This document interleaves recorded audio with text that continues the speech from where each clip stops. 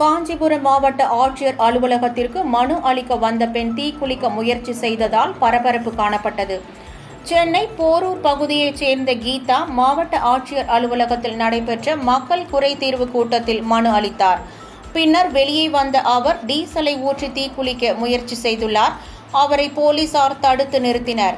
அவரிடம் வட்டாட்சியர் கல்யாணசுந்தரம் மற்றும் வருவாய் ஆய்வாளர் கார்த்திகேயன் ஆகியோர் விசாரணை நடத்திய போது பட்டா கேட்டு 4 ஆண்டுகளாக போராடி வருவதாக கூறினார்.